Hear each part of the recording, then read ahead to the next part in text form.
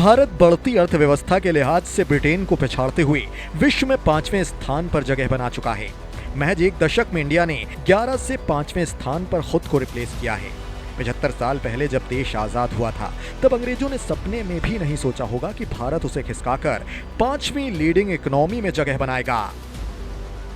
आज दुनिया की सबसे बड़ी अर्थव्यवस्थाएं हाफ रही हैं। उस वक्त भारत विकास के रथ पर सवार है।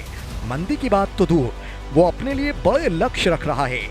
हाल ही में प्रधानमंत्री नरेंद्र मोदी ने 2047 तक भारत को विकसित बनाने का टारगेट फिक्स किया। जब ऐसे बड़े लक्ष्य रखे जाते हैं, तभी देश बड़ी बुलंदियों को भी छूता है। ब्रिटेन को पीछे छोड़ने की खबर ऐसे वक्त आई है जब भारत ने चालू वित्त वर्ष की पहली तिमाही में 13.5% की ग्रोथ दर्ज की है। भारत दुनिया में सबसे तेज आर्थिक विकास हासिल करने वाली बड़ी अर्थव्यवस्था बन चुका है। इस वित्त वर्ष में भारतीय अर्थव्यवस्था की 7% की रफ्तार से बढ़ने का अनुमान है। सिर्फ एक दशक पहले बड़ी अर्थव्यवस्थाओं में भारत 11वें पायदान पर था। उस समय ब्रिटेन 5वें नंबर पर होता था। धीरे धीरे वो इस फासले को कम करता गया।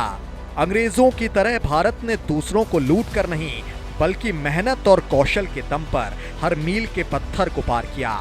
2021 के अंतिम 3 महीनों में भारत ने ब्रिटेन को शिकस्त दे दी। पहली तिमाही यानी मार्च तक उसने इस बढ़त का फासला और बढ़ा लिया। अंतरराष्ट्रीय मुद्रा कोष के आंकड़ों के मुताबिक ये कैलकुलेशन अमेरिकी डॉलर पर आधारित है। डॉलर एक्सचेंज रेट के हिसाब से मार्च तक नॉमिनल कैश टर्म्स में भारतीय अर्थव्यवस्था का आकार $854 बिलियन था। इसी आधार पर ब्रिटेन की अर्थव्यवस्था $816 अरब की थी। IMF डेटाबेस और ब्लूमबर्ग टर्मिनल के हिस्टोरिक एक्सचेंज रेट का इस्तेमाल करते हुए ये कैलकुलेशन किया गया। IMF के अनुमान भी दिखा रहे थे कि इस साल ब्रिटेन भारत से पिछड़ने वाला है। ब्रिटेन पर मुसीबतों के पहाड़ टूटे हुए हैं। वो भीषण महंगाई का सामना कर रहा है। 4 दशक में पहली बार वो महंगाई की सबसे तेज रफ्तार से दो चार हुआ है। ग्रोथ भी सुस्त है। दूसरी तिमाही में ब्रिटेन की GDP सिर्फ 1% बढ़ी है।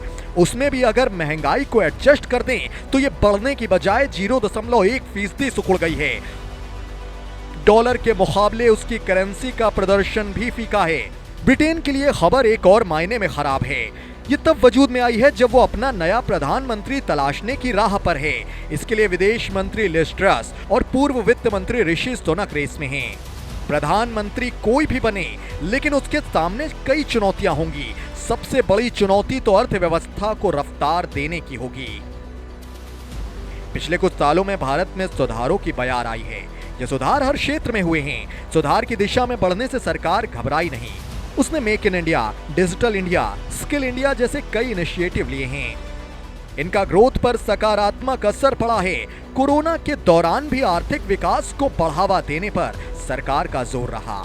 सरकार की इन पॉलिसीज का फायदा देखने को मिला और ब्रिटेन को पछाड़ते हुए भारत बढ़ती अर्थव्यवस्था के लिहाज से विश्व में 5वें स्थान पर जगह बनाने में कामयाब हुआ।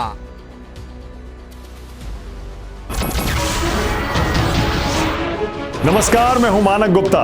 अगर आपको हमारा ये वीडियो पसंद आया हो तो इसे लाइक और शेयर जरूर करें।